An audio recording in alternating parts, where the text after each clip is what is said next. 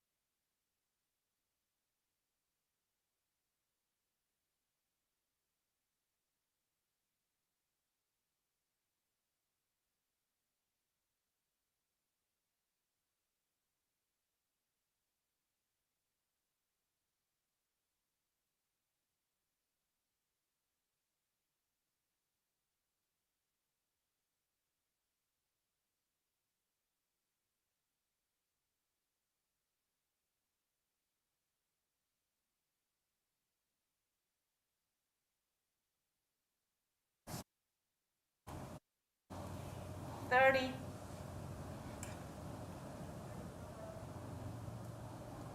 Audrey, you'll be coming up shortly. 20 seconds.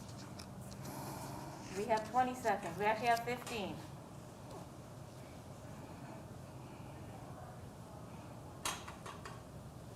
9, 8, 7, 6, 5, 4, 3, 2, 1.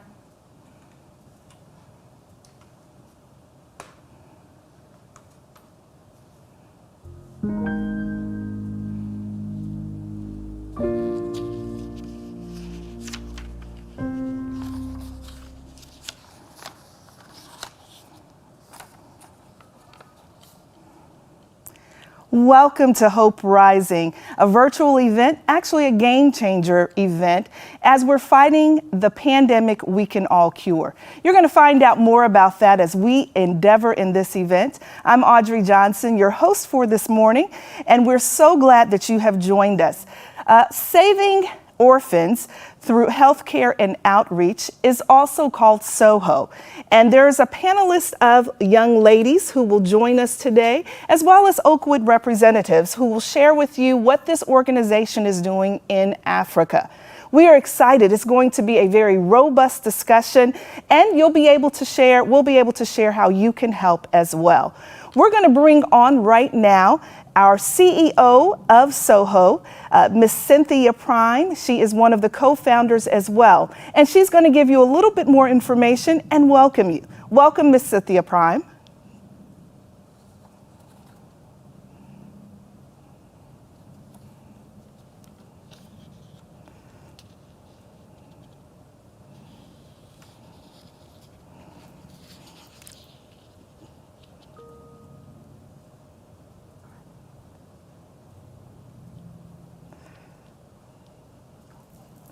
So we'll continue, we'll get with Miss Cynthia Prime in just a little bit. I want to give you some information. For more information on how you can support this organization, you can go to savingorphans.org.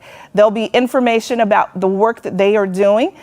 Based out of Africa, this organization helps head of households that are led by children with food, poverty, and they give them tools so they can get out of poverty and welcome and be vital in their community.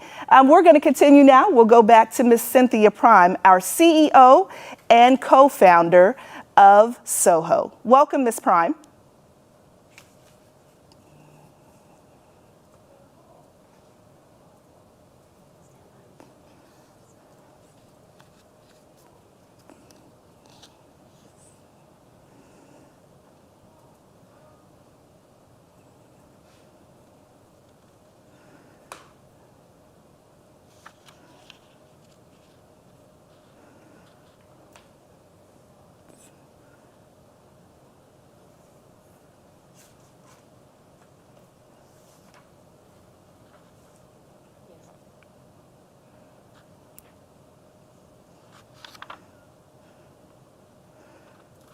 Thank you so much. I would like to invite at this time our president of Oakwood University, who's had some very good conversations with our CEO of SOHO, Cynthia Prime, and her organization, and a lot of the members of her organization. We at Oakwood University are vital in service learning, and that is one of the missions that the university seeks to make sure that our students are impactful in before they graduate or as they're matriculating through the university.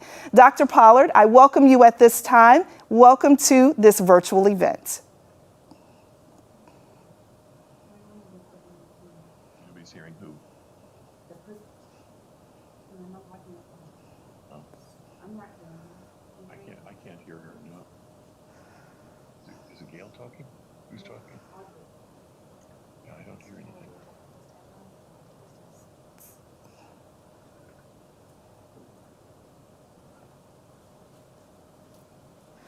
Thank you so much, Dr. Pollard. We are so glad that you are here and that we are actually partnering with the SOHO organization.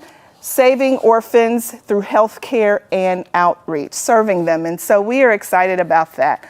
I want to invite at this time, and I'm going to give you just a little bit information about one of our next guests. She is, can't read that. Everyone hears you. I can't.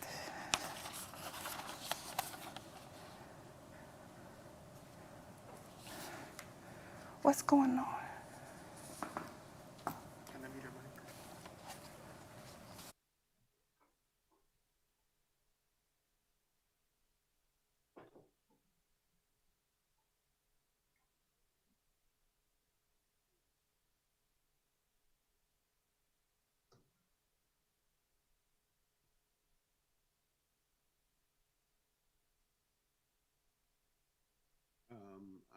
We can hear you now. I can hear you now.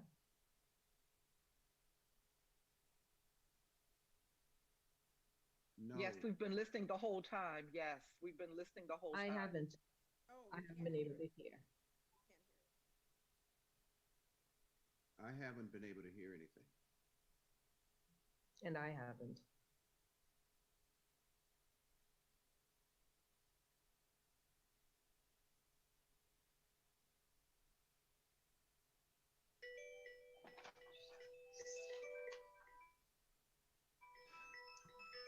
You have a silence button on that.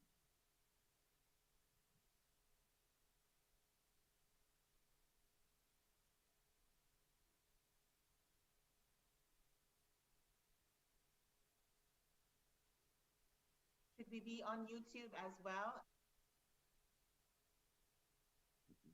But we just learned that we're supposed to be on YouTube as well. I'm on Zoom. The most recent email showed YouTube, Facebook Live, but I signed in through the Zoom link.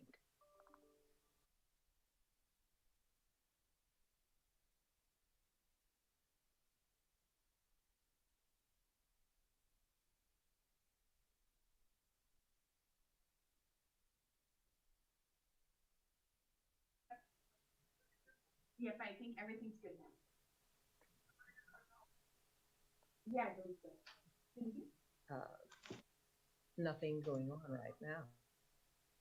Can you hear them? They can't hear me. She's not talking loud.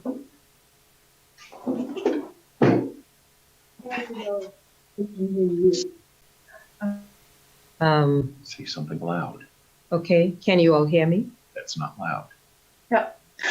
Can you hear Cynthia's microphone? Yes. Not loud.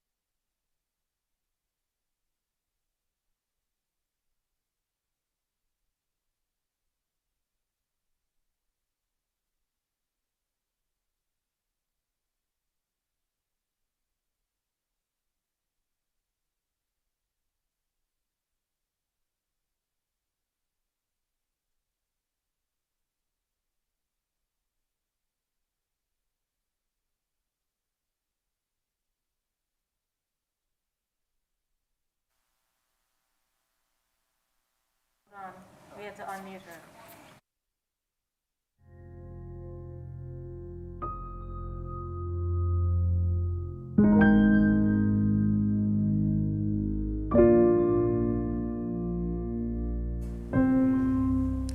thank you for joining us for this important event, SOHO. It's a Game Changers event where we are doing what we can do as it relates to the pandemic based on gender-based violence. I'm Audrey Johnson, your host this morning, and we had a few technical difficulties, so if you've been with us since the beginning, we thank you. I think we got those all taken care of, and we're glad that you are still here. Stay with us for the entirety. This is going to be a very robust discussion between Oakwood University as well as the organization SOHO.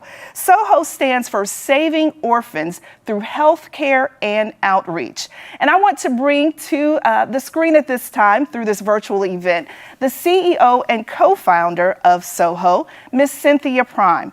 Good morning, Ms. Prime. Welcome.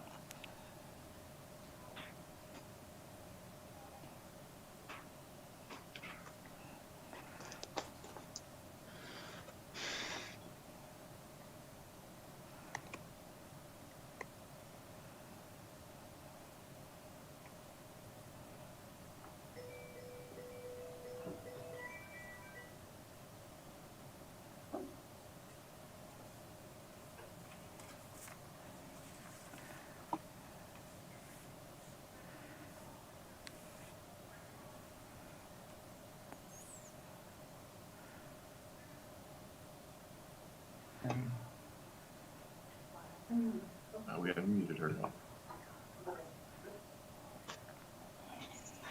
Welcome to our 9th annual Hope Rising event.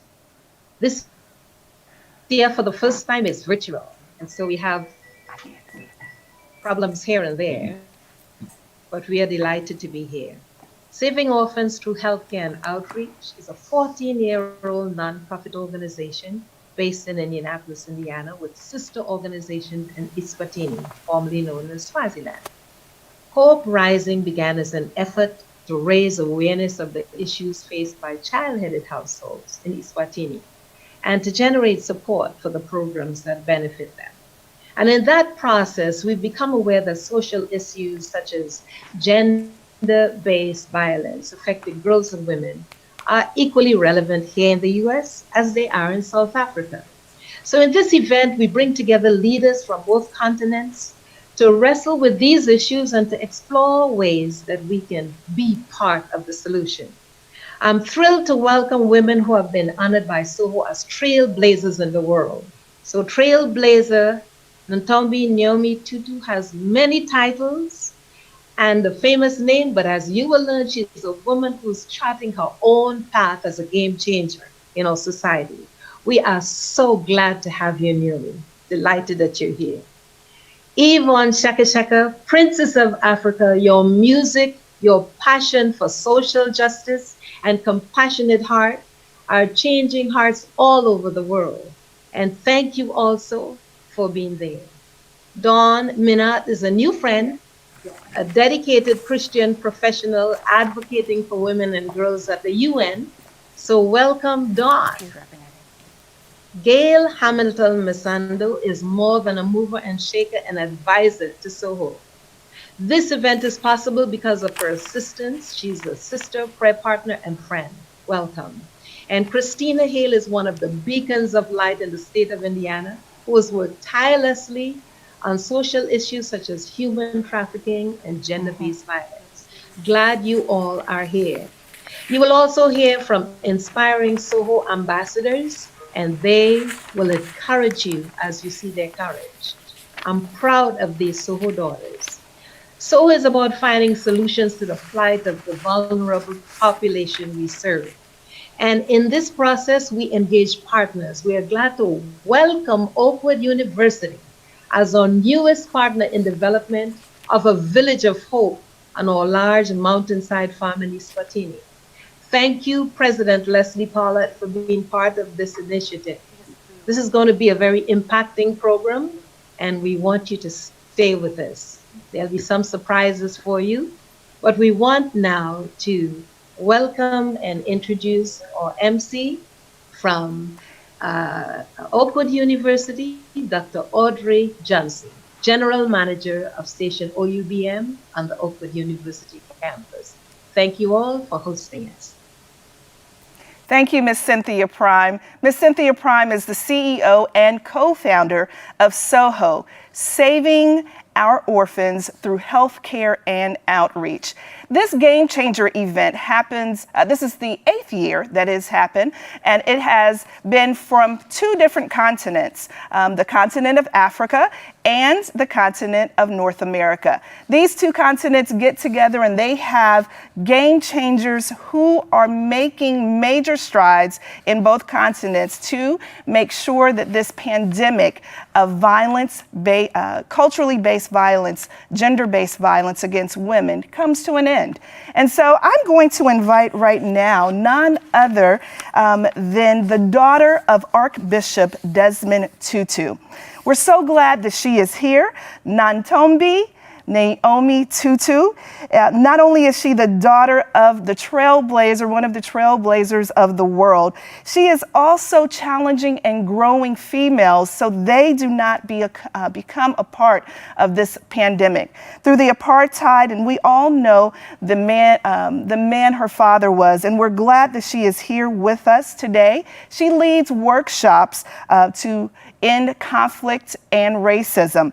And she also has a long Rolodex of information and education, including educating for the African Gender Institute at the University of Cape Town. So I'm going to welcome right now Reverend Tutu. Welcome.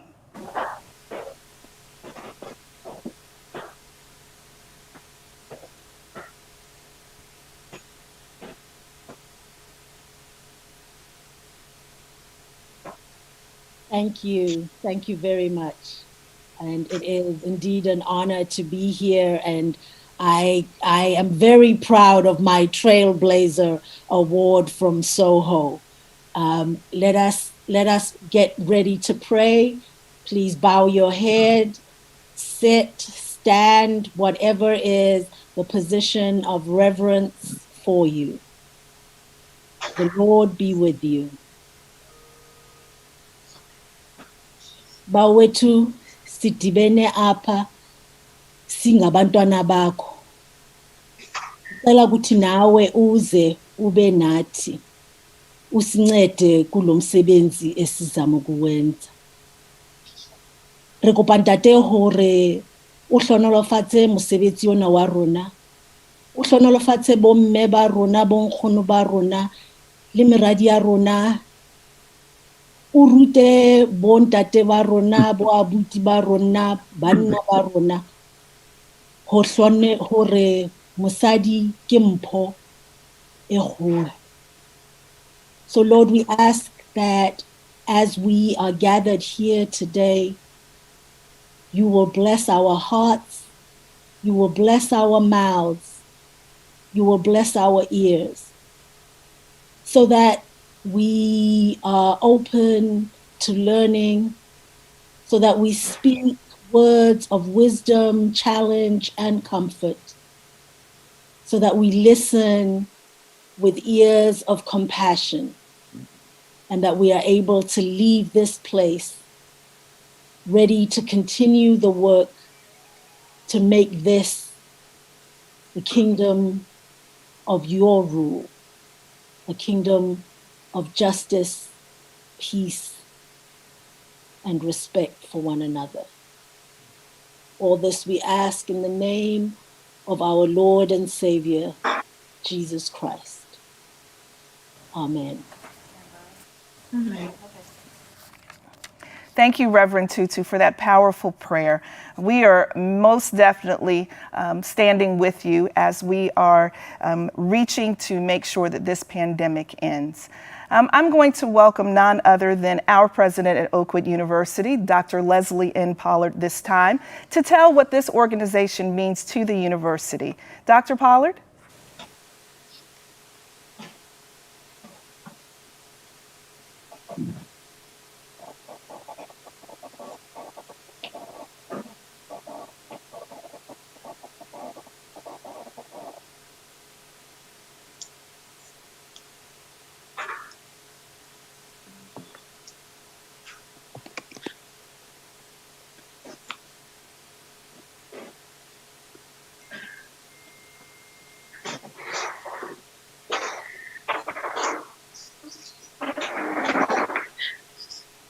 Good morning, everyone, from Oakwood University. I'm Leslie Pollard, president of Oakwood University, and we are delighted today to partner with SOHO under the leadership of Dr. Cynthia Prime.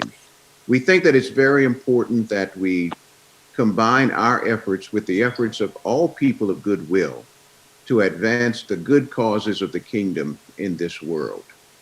As I think about the topic today that we are addressing, my mind went back as I searched for a word of welcome. My mind actually went all the way back to the great Malcolm X's famous speech. He was giving a speech in the Audubon Ballroom in 1965, the place where he was assassinated. But just before that, about 3 weeks earlier, he made an intriguing observation, and he was probably one of the first public intellectuals to come forward with this assessment of the civil rights movement and the civil rights dilemma that was facing Black people in America in the 1960s. As a matter of fact, I think it is a parallel, direct parallel to what we are dealing with today in terms of gender violence. Let me read, please, just what he has to say. Here is what he said. He said, "We are Black Americans, and we have a problem that goes beyond religion." Of course, from there, you know, Malcolm did his improvisation. You were Black before you were Baptist. You were Black before you were Catholic, et cetera, et cetera. But then he gave what I believe was one of the most poignant insights into the dilemma of civil rights. He said, "We feel that the problem, number one, of the Black man in America is beyond America's ability to solve. It is a human problem, not an American problem or a Negro problem. As a human problem or a world problem, we feel that it should be taken out of the jurisdiction of the United States government and the United States courts and taken into the United Nations in the same manner that the problems of the Black man in South Africa, Angola, and other parts of the world, and even the way they're trying to bring the problems of the Jews in Russia into the United Nations because of the violations of human rights. We believe that our problem is not one of civil rights, but a violation of human rights. Not only are we denied the right to be a citizen in the United States, we are denied the right to be a human being." Those words, not only are they prophetic, but they are poignant. As we think about the problem, the shadow pandemic, as our Hope Rising conference has named it today, the shadow pandemic of domestic and gender-based violence, this is a problem of human rights, the right to full personhood. And part of what we are addressing today are ways and strategies and means by, first of all, providing conscience and opening a window of understanding, but also mobilizing for action so that we can exterminate this dreaded violation. The United Nations Women Organization has joined, and we are so grateful that they too, the United Nations, has identified this as a major human rights issue in the 21st century. We at Oakwood are glad to partner with you, and we trust that the time we spend together today would be helpful in finding solutions to this persistent, pervasive, and painful problem. Thank you so much, Dr. Pollard, on letting us know how we need to mobilize for this game-changing event. And this is not just an event, it's a conversation about growing hope as we are partnering with SOHO, saving orphans through healthcare and outreach. I want to invite at this time one of our associate professors at the university in the Department of Social Work, as they are working with this organization as well. Dr. Shalonda Sherrod, welcome.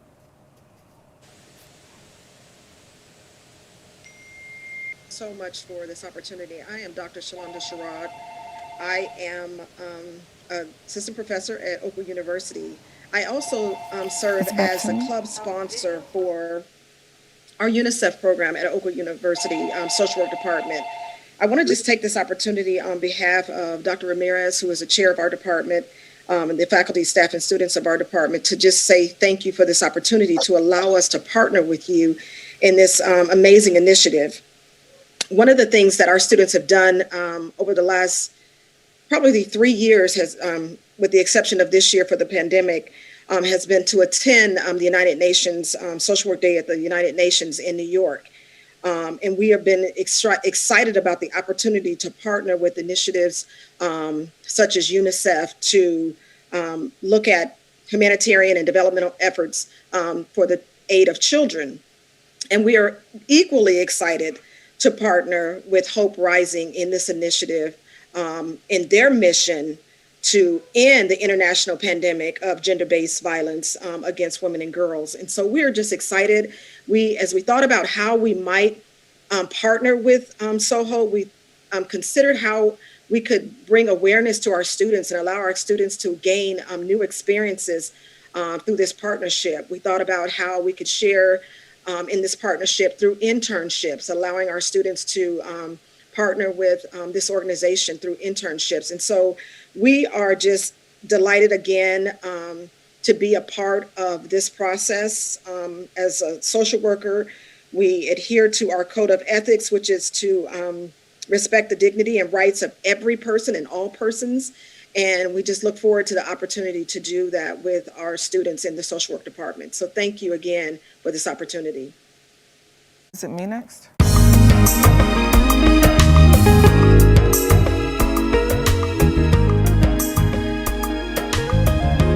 Let's stand together. Let's walk hand in hand. Let our voice be heard loud and clear for the children of our land. Let's stand together. Let's walk hand in hand. There's one mission, one goal in our minds.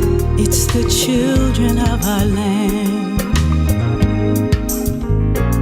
There's a truth worth standing for, a hope that should never ever die. The children are our future. This is a mother's cry. There's a truth worth standing for, a hope that should never ever die. The children are our future. This is a mother's cry. Let's stand together. Let's walk hand in hand. Let our voice be heard loud and clear for the children of our land. Let's stand together. Let's walk hand in hand. There's one mission, one goal in our minds for the children of our land. There's a truth worth standing for, a hope that should never ever die. The children are our future. This is a mother's cry. There's a truth worth standing for, a hope that should never die. The children are our future. This is a mother's cry.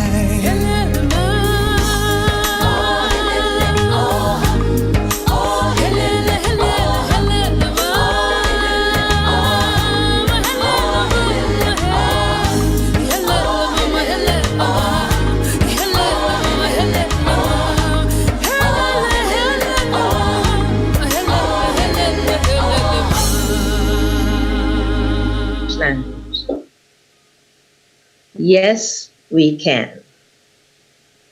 There's no word more demoralizing in the English language than the word can't.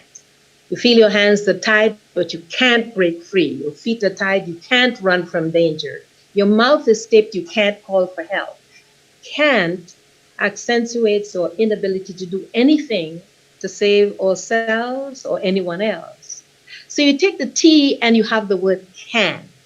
It's a word that smells of possibilities and opportunities and capability, empowering, impacting, exhilarating, the word can. It's defined as being physically or mentally able to do something. The something we want to do today is to help change the game on gender-based abuse. Eswatini is one of the most beautiful undiscovered places on the continent of Africa. They call it the Switzerland of the continent. It's also the last remaining absolute monarchy and a polygamous society. 1 in 3 girls experience sexual abuse, and that figure is true of much of South Africa. I used to think that the US was exempt until I learned that traffickers are doing a very brisk business right here at home. It is the needs of the children in Eswatini that inspired the SOHO's involvement in social advocacy. To this day, I remember during one of our volunteer clinics when the physician said, take this 6-year-old girl to the government clinic as quickly as possible. And as we were taking her into the vehicle, he said, hold up, there's another. Victims of sexual violation. And that's when I wept and felt helpless. But something rose up in me to say, enough is enough. Yes, we could do something to make a difference. And today's forum is one of those positive actions. Through your support of causes such as this, we can advocate for children running households who pay for bread with their future. We can educate and empower vulnerable children so that they have alternatives to trafficking and abuse. We can energize dialogue in our schools and churches and homes to look at ways we can end this pandemic that does not require a vaccine. So you will meet 3 girls today, girls who faced their monsters but did not give up. One of the things they all have in common is this small organization, SOHO, that stepped in and intervened. So this is a message to all of us from these 3 ambassadors that we can. We can be a voice to those who are too broken to speak up. We can give time, talent, treasure, so that the children who are hope seekers can find hope. We can dialogue and raise awareness of a pandemic we can control. And that's why we are here, so that little girls can become champions and little boys can become advocates for equity. That's why this place called Insaba exists, to bring universities and professionals and ordinary people to be that village that will save the children. Much of the land in Swaziland, or Eswatini, Swazi Nation land, is held in trust by the king for the Swazi people. For 8 years, we prayed for a place where we could get title deed land to be able to build a refuge. We would have been happy for 30 acres of title deed land, but when God answered our prayers, he gave us Insaba, a stunning 1,075 plus acres of mountainside beauty, where we are going to be developing a village of hope for children at risk of trafficking and abuse. And Oakwood University is our new partner in this God-sized dream. I want you to imagine safe housing for these children. I want to share, if I can, some of the designs that were created so that you can see what kind of structures we have in mind. Safe housing, we want to provide quality education. There's going to be a chapel at the highest point so that these children can come to learn that they are so valuable. Change is necessary. Change has to come about. Our goal, I want to share with you for this event, is not only to raise awareness, but I want to tell you some basic needs we have right now there. And this beautiful place where Oakwood University, Andrews University, and others are helping. We need right now 3 what they call boreholes. They're wells that will serve the children, that will serve the farm building and the agriculture. They're $3,500 each. I need 3 people who would be willing to get a well for us. We need a place where the children can be fed and served while the housing is developed. We want a cafeteria and multi-purpose structure where we could begin to nurture these children even before their housing is put together. And that is the budget of $120,000 we have. It will help us to serve 100 children. It's manageable if we all come together. I want you to know that any contributions you make are tax deductible. We need you, not just your funds. We need skills and abilities. And here is how you can contribute to SOHO. Our website, take the information down, is saving-orphans.org. Saving-orphans.org. You can donate securely online, or you can call at 317-779-0001. For those in South Africa, you can email info@savingorphans.com, and we will assist you in making your contributions directly to INSABA. So let's eliminate tea in can. Here is some quick suggestions. Good men must teach young men that strong men are gentlemen. Bullies are weaklings camouflaging their insecurities with injury and insults. We got to recognize that God does not give skills by sex and gifts by gender. He gives an equal place at the table of life to everyone.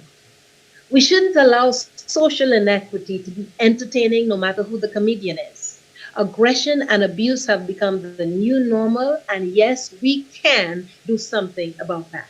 So let's be the village that will raise the children to be whole and not broken future ladies. You've taken a step forward just by being a part of this discussion. We welcome you today. The best is yet to come. There are 3 young women that you are going to be learning about who are living proof that yes, we can. I want you to lend them your ear and your heart. The first is Flangiwing. This is a girl whom I met around the age of 11, and her sister Pendili was just a little bit older. They were parenting themselves more or less in a one-room hut at the end of the sugarcane fields. Pendila begins the story with her concerns about what happened to her sister. Just listen to the bits that Pendila, but Lengiwe begins the story with what happened from her perspective. Just listen to what she shares.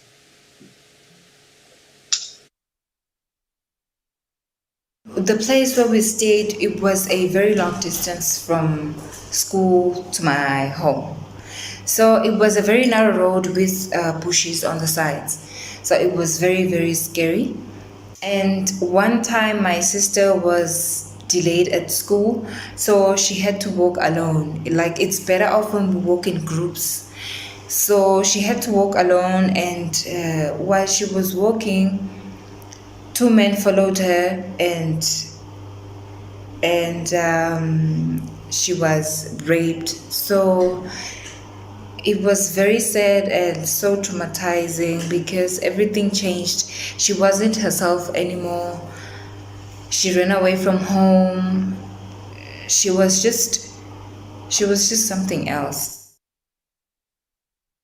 Having somebody to sleep with you because he wants to give you money, that is an abuse. I feel like we are all exposed to these things because of the needs.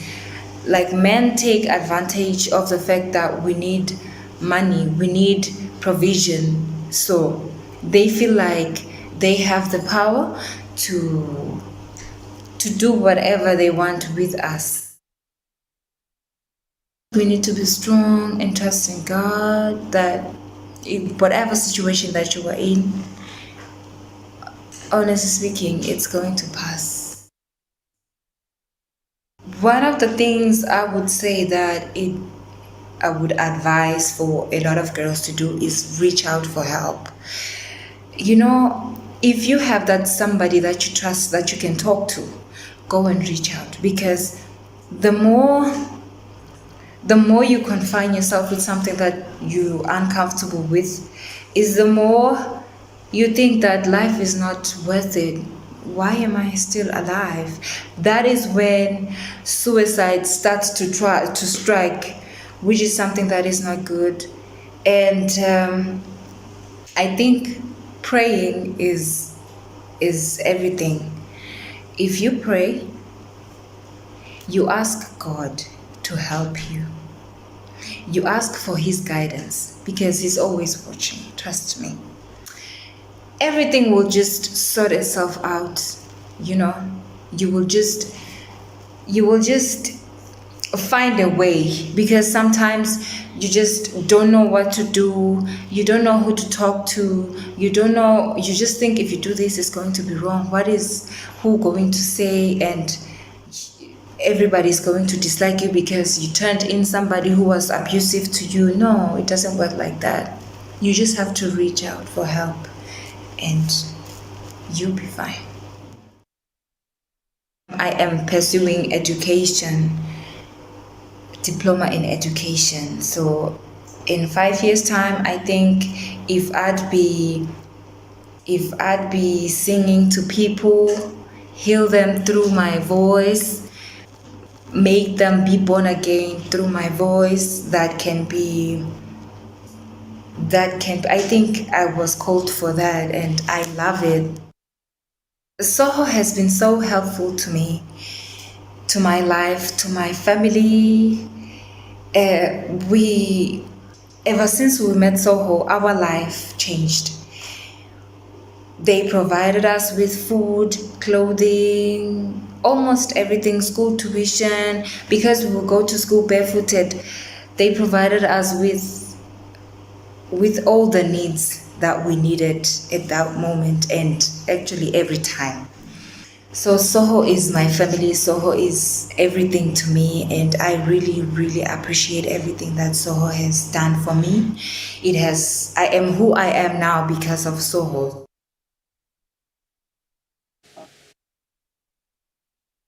That did not work out well for me. I'm still here. So means it didn't work.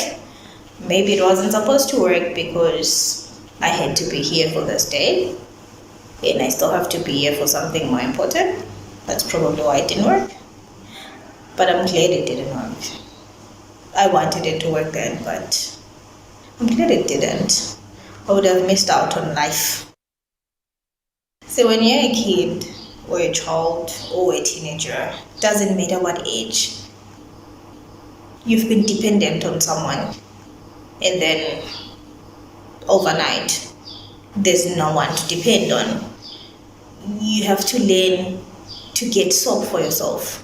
Where do I get soap from? Where do I get the money to get the soap from?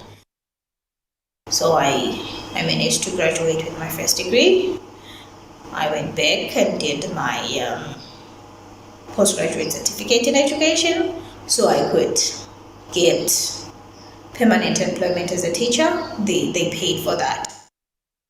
They should have stopped it way before now. It wouldn't have gotten to some of us. We've gone through it, and for some reason we think it's okay. We've been thinking it's okay. We've been thinking it's normal. This is what happens, but this is not normal. This is not supposed to be happening, but it is happening because we as a society are letting it happen. I mean, it depends on us, honestly. I have a daughter. So if I was violated, what makes me think she's not going to be violated? So right now, as parents, as citizens, we have a duty to the next generation. Make sure we provide a safer place for them. It only begins with us, honestly. If we don't change it, what makes us think they can? Someone should have changed it before we got here, but someone did not. And then we are just going to do the same thing. It will just keep going on and on and on forever. But it's high time we just put an end to this. It's really high time we gave girls a voice, because they have a voice. If they lose theirs, we have voices. Why don't we scream on their behalf? Why aren't we doing something on their behalf? And it's not just females, males too. You have a part to play in this. We have to start from children. You have heard the touching stories of two girls. With Nomatemba, she came on after a four-time suicide attempt, and today she has a master's degree and is a teacher. You have heard from Hlengiwe. I want to introduce you to the third SOHO ambassador. Her name is Pindile Mavuso. I want you to know that she is a profile in courage. And Pendile, I want you to be able to share what you choose from your heart. Tell them about yourself. Hello, everyone. My name is Pindile Mavuso. I'm 28 years of age. Where can I start? It's a bit hard for me to open up, but I think this time I have to, because I might not know who I'm helping out there. Someone might be in a similar situation like mine. Someone might have went through to what I've been through before. So this time I also open up so that someone who's out there will see that they are not alone. This can happen to anyone. So in 2007, 14 March, I was raped by two men. That's something that's always haunting me, I can say, because it's hard to get over that thing, especially if they'll tell you something like something that you have to live with for the rest of your life. My mom is someone who's illiterate. She doesn't know anything. So she chased me away from home. I had to elope to South Africa. I had to stay with my family from my father's side. When I stayed there, I could not bring anything because I was still young. I was 14 years old by that time. So I was introduced to this old man. He was working. He had money. He would buy them everything, what they needed. I had to stay with him, and he will sleep with me. Let me put it that way. He will sleep with me like every day, even when I was on my periods. I had to run away again. So even back at home, I had uncles from my mother's side. They used to sleep with me. I couldn't understand, when a family member is sleeping with you, you try to tell your mother or you try to tell someone from your family. They won't believe you, and they'll want you to keep quiet and not say a word, since they don't want embarrassment. So I never told anyone until I told my mom this year. When I saw my uncle, I was so angry that I took a brick and hit him on the head. Then they were all amazed why I was doing that. Then I had to tell them that he used to sleep with me every day.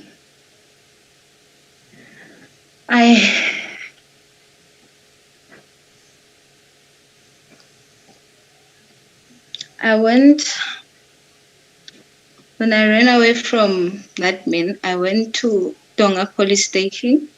I asked to stay there as a prisoner because I had nowhere to go. Then they took me to this place, this orphanage place in Bosfontein. Things were so hard there.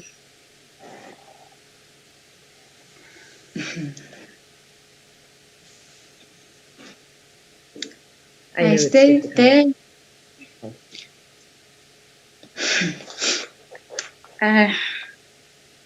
Okay, let me cut things short. I ended up calling home. I called my mom. She came.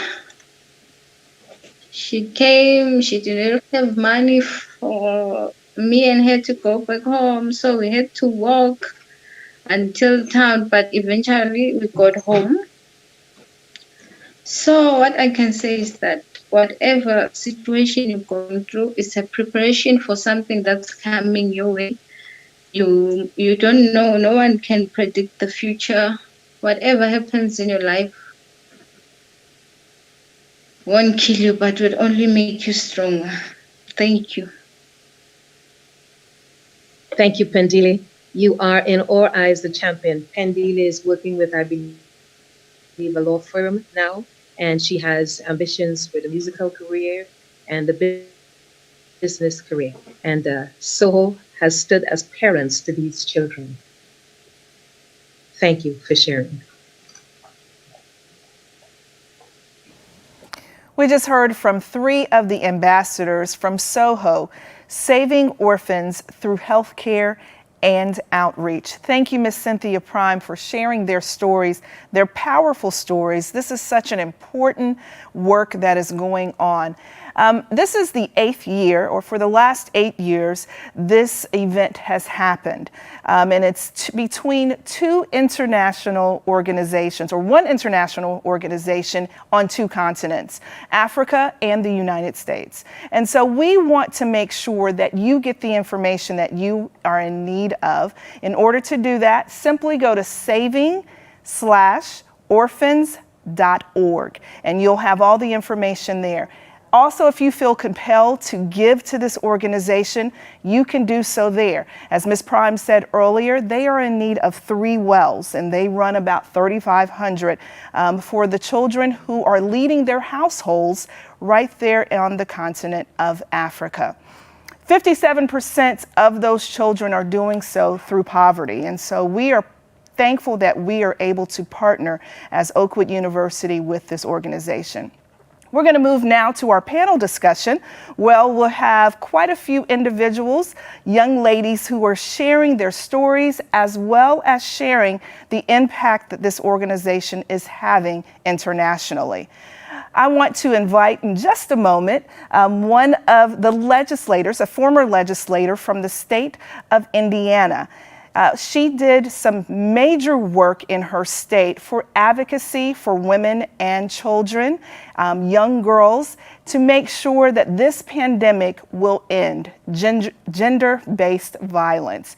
Christina Hale is working with SOHO, and she has spent a lot of time advocating and ending human trafficking. I want to welcome at this time, and this is also your time to engage via our social media outlets with the panelists. Welcome, Ms. Christina Hale.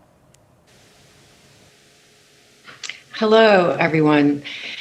This has been a very powerful program already, and I just want to thank all of you who are tuning in to watch and to listen. These stories are powerful because they're authentic and they're true. And together, we have to address the issue of gender violence everywhere it exists in the world. And we've noticed over these past years, as we gather together, as SOHO has brought together so many of us to take on this global challenge, the commonalities that we have, person to person, country to country. I have also worked for a global NGO dedicated to public health and children, an NGO called Kiwanis International. And while I worked there, I was responsible to launch a project to eliminate maternal and neonatal tetanus in the world. And this issue existed in the 38 countries where it was most difficult and dangerous for women to give birth. Countries where a woman would deliver a perfectly healthy baby, but that midwife might cut the umbilical cord with a dirty piece of metal or bamboo, and that baby would be fated to a horribly awful death.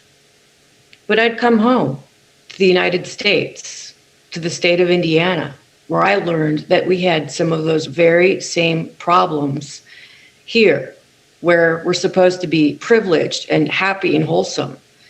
But I also discovered that we have outrageous rates of maternal and neonatal and infant mortality. Some of the very worst rates of any state in the United States and of any state in the nation. And that is because, too, we've discovered that all too often these problems are in communities of color.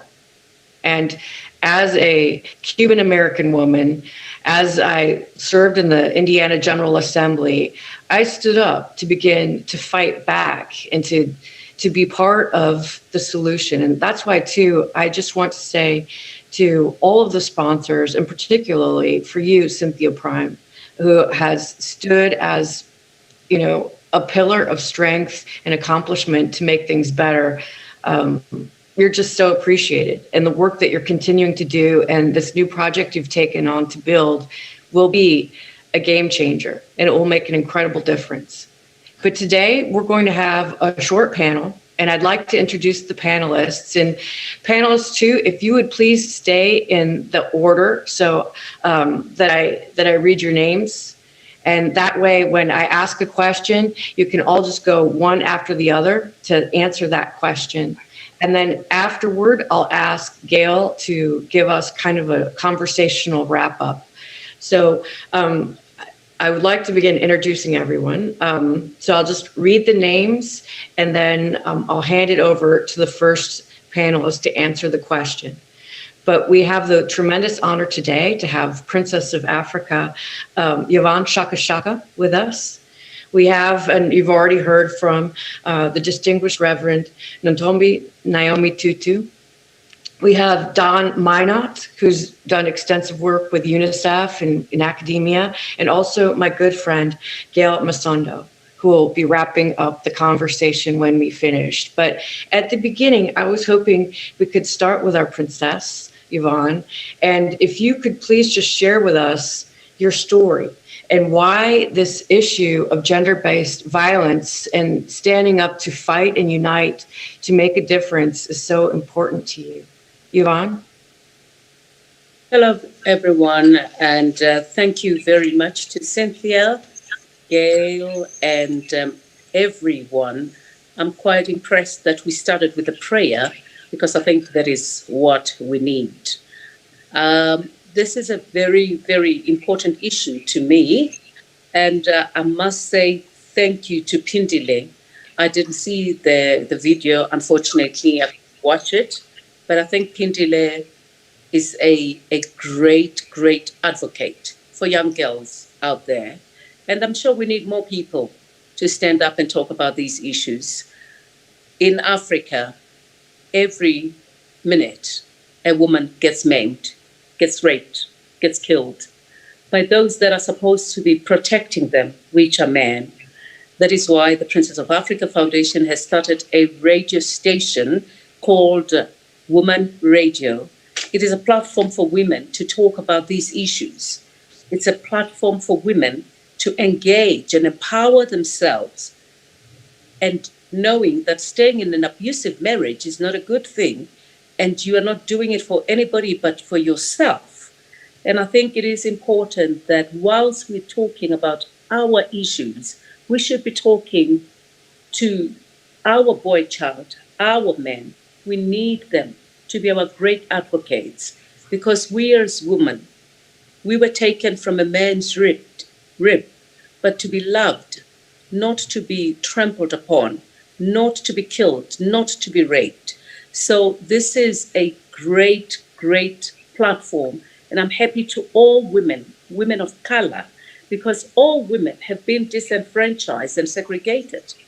But when we begin to stand together and talk about these issues, it becomes important and we will be heard when we do this together. And to those girls who are in Swaziland, I want to say to them, be strong. And I'd like to also convey my condolences to the community of Swaziland, Eswatini, for losing the Prime Minister. It is just unfortunate that our Prime Minister succumbed to COVID-19 and he passed on. He was a great man, he was accessible, and he was a great politician. So to the people and the community of Eswatini, I'd like to send my condolences. But to Gail and Cynthia, who introduced me to SOHO, I want to say to them, you are my hero. You both are my heroes because it is important. We've had great leaders like Thomas Sankara who believed in women empowerment. So it wasn't that bad. What has changed? So we need to make sure that it begins in our homes. It must begin with us as mothers to tell our boy child that when you see your sister or a man, when you see a woman, do not look at them as an object of desire. Look at them as a flower. Look at them as something to protect. Look at them as something that you can admire and love and guard and say, this is my life partner. So I really, really think it is time for us as women to empower ourselves, to educate ourselves, to make sure that the men that we live with really understand and not stay in abusive marriages. In our Black culture, as Pindile said, it is still happening, even today, that when your uncle or your father does anything, you're not allowed to talk. I think it is imperative that when we talk about these issues, we need to teach our girl child that when somebody touches you inappropriately, you must begin to talk. It is important that you stand for yourself as a girl and say, no, do not touch me like this. So I'm very happy for this platform because we are going to educate one another. We're going to learn from one another and make sure that we do not compromise ourselves and say to those that have come out of these, you have stood the test of time and nothing has tainted you. You are what you are and you can never look back. Go forward and say every freckle is where it's supposed to be and love yourself because we are all men. But we who bring life into this world are well-organized men. Thank you very much. And Reverend, if you would please answer the question as well, tell us your story and why the issue of gender violence resonates so deeply with you. And before I talk, I have to show you my sweatshirt. Can y'all see that? Womanza. And Womanza. And I would like to thank Professor Nadar and Feriel Marley from the Desmond Tutu Center for Religion and Social Justice at the University of Western Cape for this sweatshirt and for the work that they do around gender-based violence. And it is an honor to follow after Princess Africa Yvonne, who I think is my mother's favorite daughter. Even though she did not give birth to her. So here, my sister from another mother. It is such an honor to be on this panel with all of you amazing women. And for me, gender-based violence has a very personal impact. I was in an abusive relationship. and I was in an abusive relationship as a strong woman.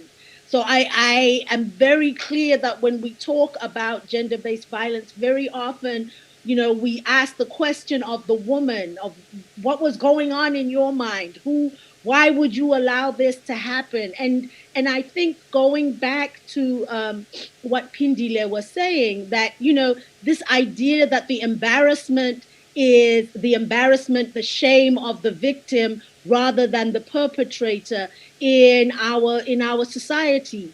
And I have to say that my experience happened in the United States, not in South Africa. So again, I want to be clear that even as we talk about the experience in Southern Africa, that we have to be clear that this is something that impacts women globally, and that the embarrassment of the victim is something that is part of the violence against women. The idea that the responsibility is then placed on the person who has suffered the violence, that they are questioned about what did you do to set him off, and that they then begin to ask themselves those questions, because we as a society have placed gender-based violence as something different than violence. That, we talk about it as though it is not a crime. We talk about it as though there is something different about being abused by somebody that you are intimate with. Yes, there is something different, but should be something that is worse, not something that as a society we say, well, do we want to be involved in domestic issues? It should be worse when we are seeing women not safe in their own homes. And I think, as Yvonne said, that the education has to start in our homes, in teaching young men that they are to respect and treat women with respect. But it must also start in our laws and our justice system, that this is a crime, and the might of the state, of the justice system, should be strongly in opposition to this violence. It should not be an issue where the vast majority of people who do gender-based violence are never prosecuted. And then those who are prosecuted, very few are found guilty. And those who are found guilty, very few are found guilty of violence, of that, that it is turned into something a little less than assault. It is assault. And our justice system needs to recognize it as that.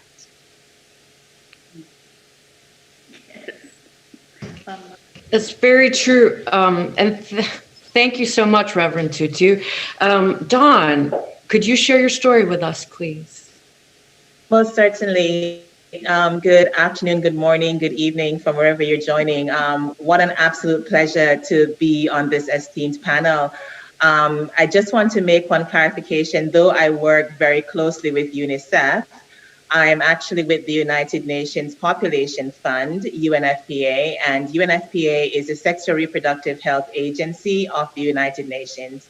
So I'm pleased to be here.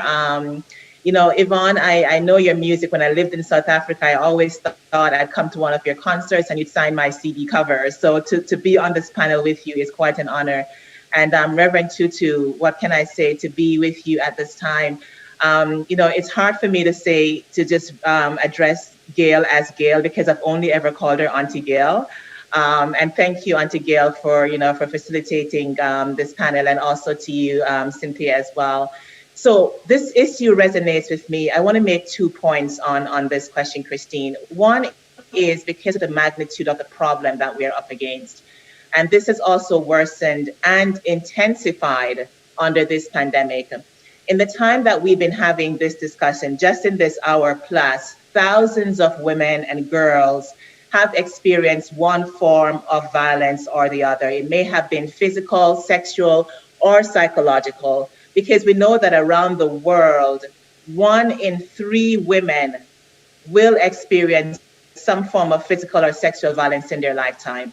So as the United Nations, we are working collectively with partners, and I'm so happy to be on this platform with SOHO because we work very closely with religious and civil society organizations towards the achievement of the 2030 Agenda for Sustainable Development. And anybody who works for the UN, you will always hear us talking about the Sustainable Development Goals and the targets that we've set ourselves to reach by 2030.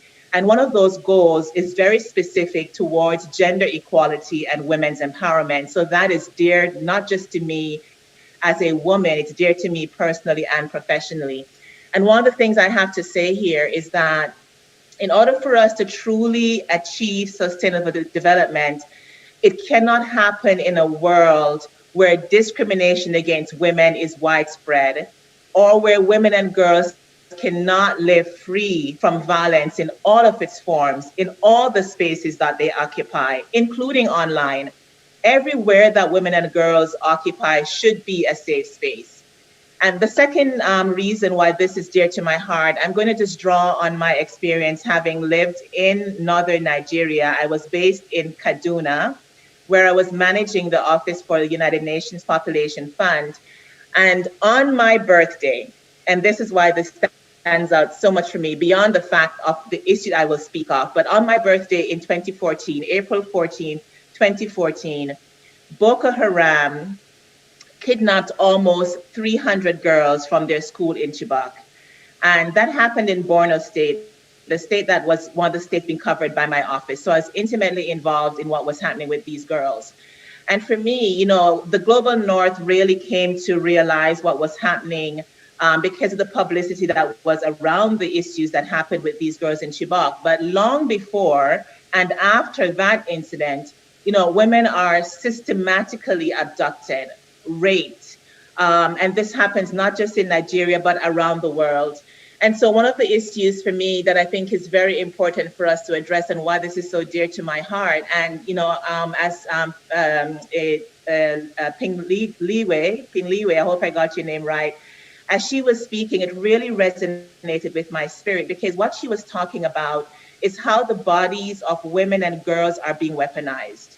And we often think about this in the context of war, but in civil and community unrest, where women and girls are abducted and raped, I think it's very important for us to also talk about the weaponizing of women's bodies as instruments of war, be it in times of peace, when we have community unrest or otherwise.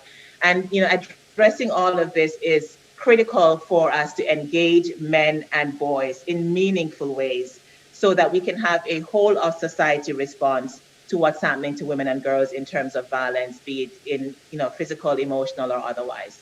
So I'll stop there on what's driving me in terms of my personal and professional commitments to this work. Very good, very powerful. And thank you too for bringing up the issue of safe spaces online as well as in person. That's critical moving forward when we have so many nations without even laws to protect children, women, and girls from that kind of predation. But Gail, if you would now, Auntie Gail, if you'd share with us your story and why this resonates so deeply with you. You know, I'm glad that we're on Oakwood's campus because I experienced personal violation, assault, and a date rape experience. I was a freshman. I didn't attend Oakwood University. I attended Union College, which is in Nebraska. I'm a native of New York. I grew up also in a gender-based war zone. My father was an alcoholic, and there were many nights that we experienced, all of us in the house, myself, my mother, my brother, my father's violent temper. It would be, as an adult living in South Africa, writing my memoir, that I would find out then that at 19, he was sent to the Korean War. And for the use of a better term, but the correct term, it was one of the reasons why I went to study behavioral science and psychology. I wanted to know why people did what they did. My father motivated that interest or that curiosity. But I would find out, as I mentioned, as an adult, that he was shell-shocked. He was mentally ill.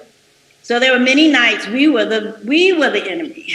And so I grew up with an estranged relationship with my mom because I wanted to know, why were we stuck in this cycle? And it changed. Let me tell you, abuse, even now as a counselor in the clinical space, I want to say that abuse changes the fabric of who we were meant to be. Whether it be physical, whether it be sexual, whether it be, gosh, Naomi, religious abuse, whatever, financial abuse, whatever it is, whatever the weapon, it changes who you were meant to be. There is a scar on your soul. There's a hole in your soul. And I speak from that place because while I am a counselor, while I am a chaplain, I still to this day have triggers. I still have certain things that remind me. And I must also say that the victim, I think of myself as a survivor. We do what we have seen, not necessarily what we know. And so I found myself being abusive in ways of relating. So this becomes so important to me because on a university campus, we have to do more than just talk. We have to be able to engage. And I wish we had thought of having some young men be a part of this panel, not to male bash, but to be able to give them a voice to talk about what's going on in their heads as well. Often when I'm out speaking to conferences and things, it's very important for me to say, because I live with a great man, that men are needing opportunity to speak. Some of them have not had fathers, or if they have, the father role has been diminished. And I'm not talking about Africa, I'm talking about the globe. The male person is not there. And if he is there, he's there providing the house, and he's providing to pay for school, but he's emotionally absent. And so it is a call for, can we talk? But after talking, Micah tells us, do justice, love mercy, walk humbly. Because we all have the potential to be abusive. We really do. Tonight we're talking about GBV. And I just really want to thank Pendili, really. I mean, she was nervous before she started, and for her to come and share so much of herself this evening, so much of her personal life, I just want to personally thank her. Thank you, Dawn. Thank you, Naomi. Thank you, Yvonne. Thank you, Cynthia, because this has given us an opportunity, and hopefully we can come back. But I really want to speak. I really want to have men engage with us as well. Thank you, Christine. Well, thank you. And our time for the panel is running short. So I may just ask everyone to briefly comment on some of the themes that are coming out: the weaponization of girls and women, the commodification of girls and women, and the politicization of girls and women all over the world and in different iterations wherever we happen to be. For example, human trafficking and the selling of our girls and women is not confined to one geographical space or to that previous point that was made by Dawn, even to a virtual space. So if we could start with our princess once again, and if you could briefly just comment on that topic and perhaps tell us your greatest worry as it relates to gender violence moving forward during this time of such upheaval and fractiousness all over the world? Thank you very much once again. I think it is very sad because we need the powers that be. We need the whole political will to fight this war. Women on their own will never fight this war. We need to make sure that our male counterparts are our best advocates, as I said. And it is sad when you even hear that the soldiers, or maybe the UN soldiers, are sometimes found to be part of abusing our children when we look up to them as the people who will be guarding us and protecting us. So it is something that really needs a lot of work, because those that you think are going to protect you ends up being the ones who mess you up.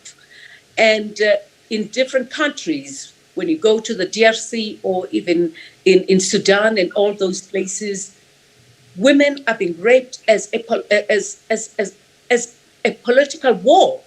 They use them and they rape them for such.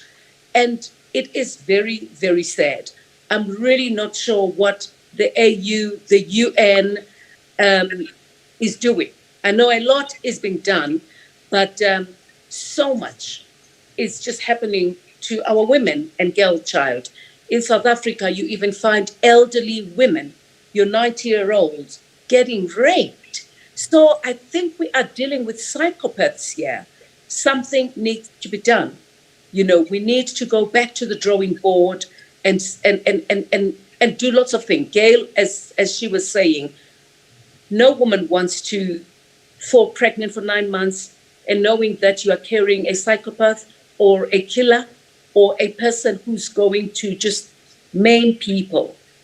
It starts in our homes.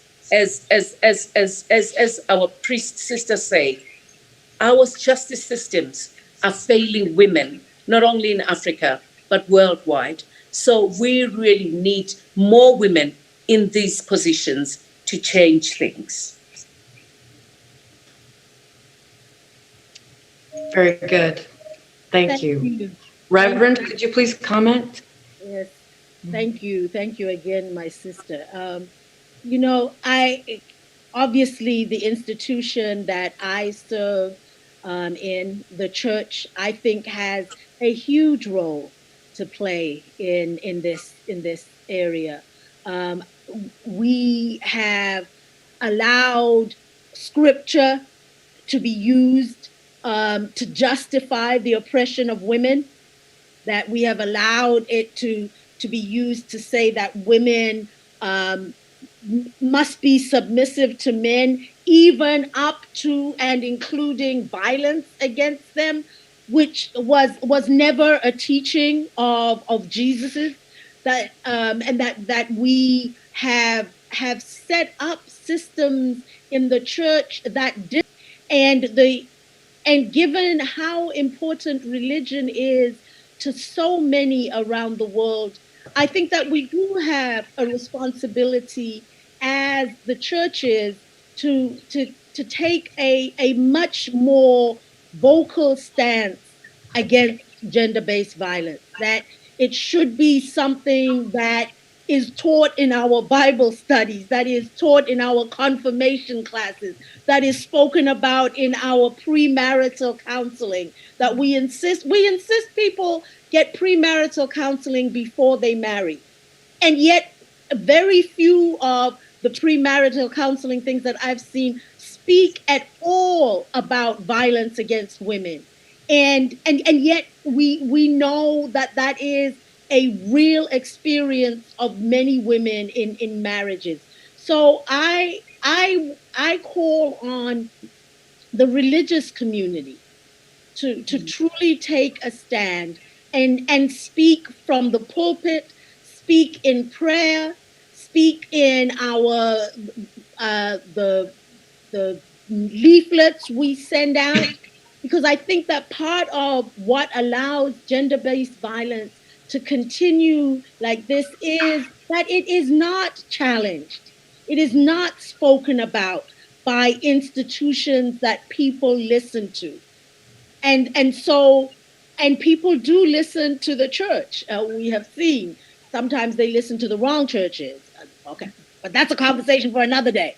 But that we as church leaders have an absolute responsibility, and I think that that's part of what I bring onto this panel, is to say that as the church, we need to stand and speak, and we need to make it clear that the people in our pews who are suffering from gender-based violence or who are perpetrators of gender-based violence have a place to come in the church to have the conversations around how do we end this.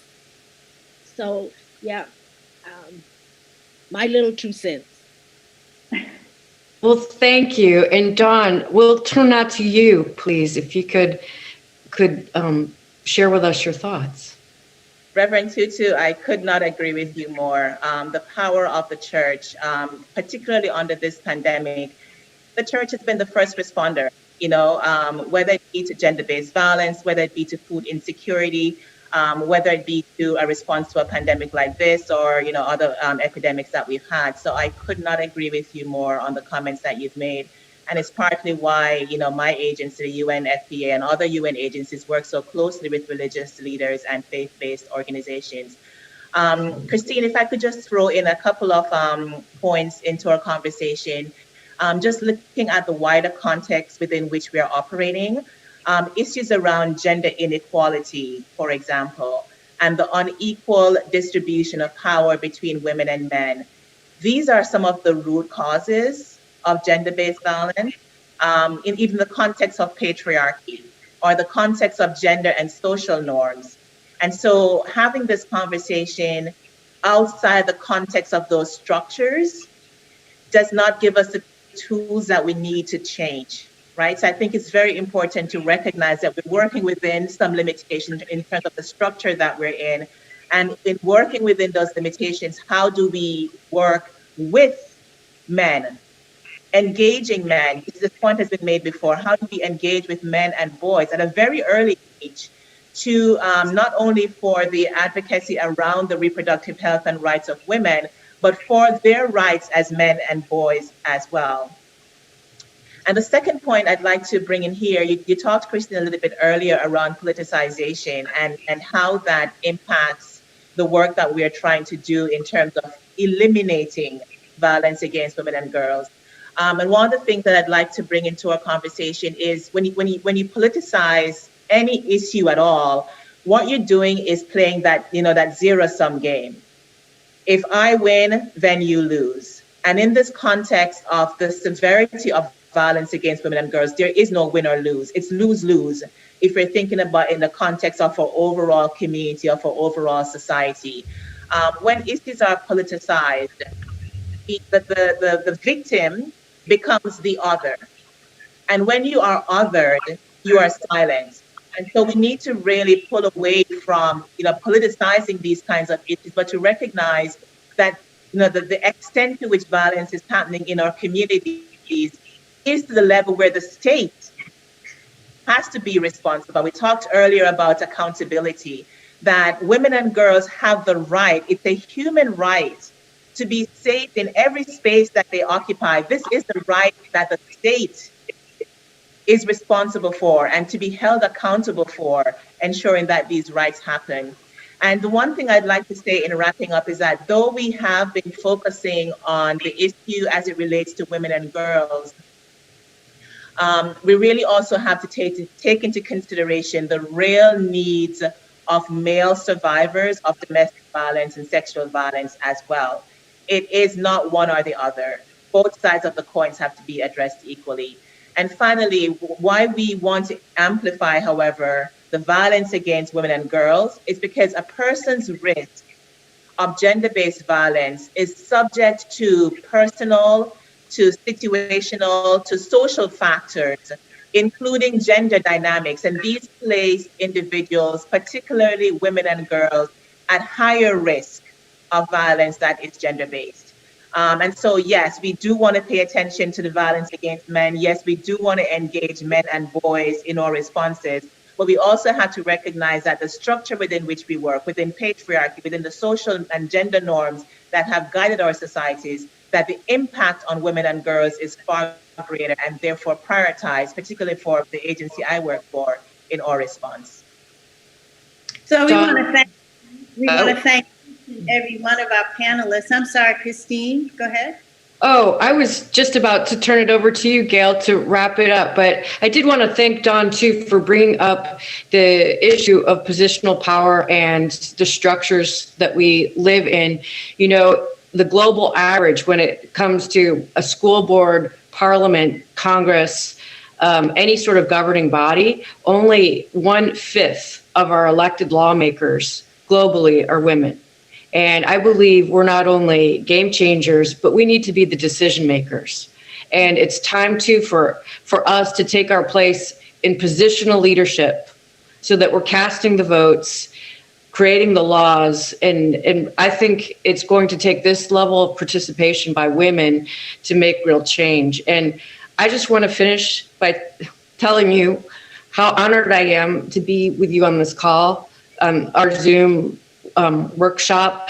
You are amazing, brilliant women, and it's just it's very inspiring to me. It brings great hope during a difficult time for the world, and I'm just absolutely inspired and honored by you. Thank you. And Gail, too, if you would take it from here. Thank you. Our time is precious. I just really want to thank the panel. Thank you so much. And Christine, I'm one of your fans. Thank you, Naomi. I love you and I want the t-shirt. Dawn, you have always meant so much to me. And Yvonne, thank you for your sisterhood. And Cynthia, thank you. You did it. You and Maureen did it. And Craig.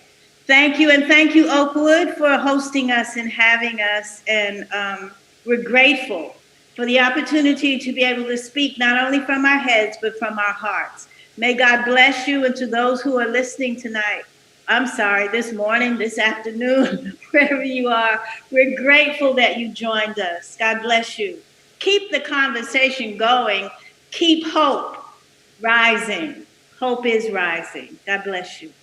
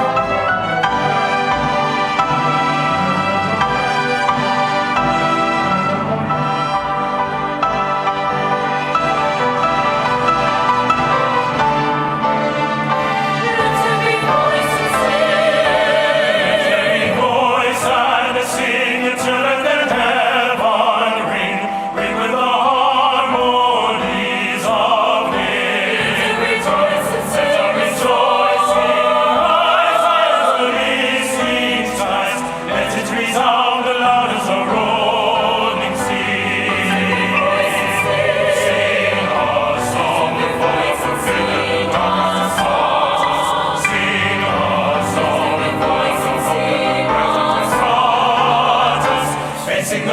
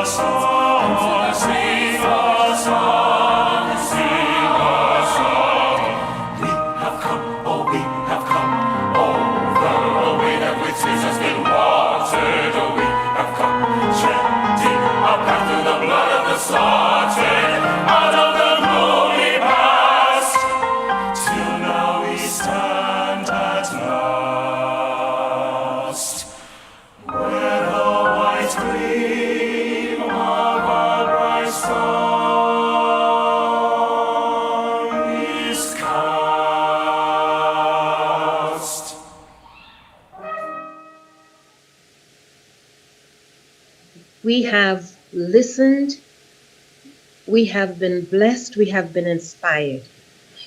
Gail, you are so right. It took all the courage in the world, all the years of hurt, for these girls to open up. And they open up because they know that if you hear, then you too would be part of the solution. Thank you. I am so honored. That panel, what can I say? I'm speechless. And Gail, what a blessing. All of you, Yvonne, Naomi, I thank God for all of you. Dawn, I do. And let us look at it this way. We have to stand up, and you have stood up in your dialogue. We have to speak up. Those girls have spoken. And we are looking at hands-on solutions such as those that SOHO is putting out. We want a village of hope on this mountaintop.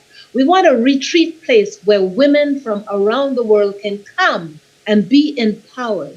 And so I am asking those who are listening, don't be passive. This is not a time for passive inaction.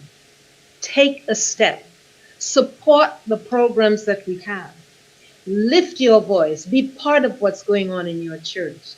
I thank Oakwood University, and I look forward to the collaboration that we would have as we build for the future. Thank you all, and God bless you, and God bless my angels at SOHO here who work night and day. There's Craig Martindale and Maureen and the team. Thank you all for the difference you have made today. God bless you all. It's not only the pandemic that we can cure, but it's the pandemic that God can cure. And so this has been a very robust discussion today that has enlightened quite a few. And I want to thank you for joining us. But before we sign off, we've invited our Senior Associate Chaplain, Chaplain Corey Douglas, to pray for SOHO and the initiatives, and that God will move in your heart as we are fighting this pandemic. Chaplain Douglas. Thank you. Let us go ahead and bow our heads and pray together. Our Father God, we're just so grateful today for your grace and for your mercy. We're so grateful today, God, that we as humans are not the ones that are in charge or control, but we can take solace in the fact that you, the God of the universe, know all things and remain in utter control.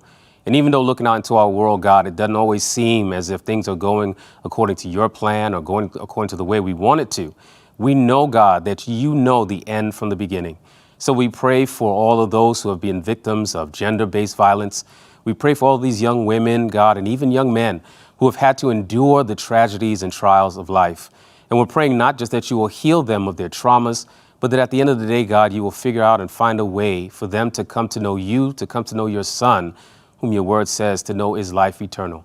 We pray for the SOHO initiative in Oakwood as we partner together, that you will help us to affect lives for change. And not just for change down here on this world, God, not just so that they can have better lives, but we're praying, God, that we may do it for the sake of your kingdom, so that one day, even after the tragedies and tribulations of life, that they can stand on a sea of glass, numbered among a number of people who cannot be numbered, singing the song of Moses and the Lamb. To this end we pray in Jesus' name, amen. Thank you, Chaplain Douglas. We want to thank you also for joining us today for this important conversation. I am very well aware that there is gender-based violence that happens between this continent as well as the continent of Africa. And if you have not been one of the victims, there is someone very close to you that has been.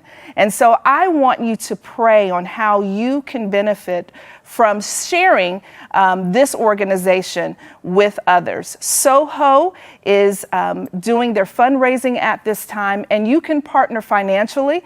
They are in need of 3 wells, which will cost $3,500, and you can go to saving-orphans.org to do that. I want to thank Ms. Cynthia Prime, the CEO and co-founder of Saving Orphans through healthcare and outreach, for joining us today. I'm excited about the partnership that Oakwood University will have with this organization, as we'll be doing what we need to do to be the hands and feet of Jesus, and as Dr. Pollard said earlier, to mobilize and to make sure that this pandemic can be cured. I'm Audrey Johnson. It's been a blessing being with you for this important conversation. Please make sure that you go to their website, saving-orphans.org, to be a part of this mission. God bless you and have a great day.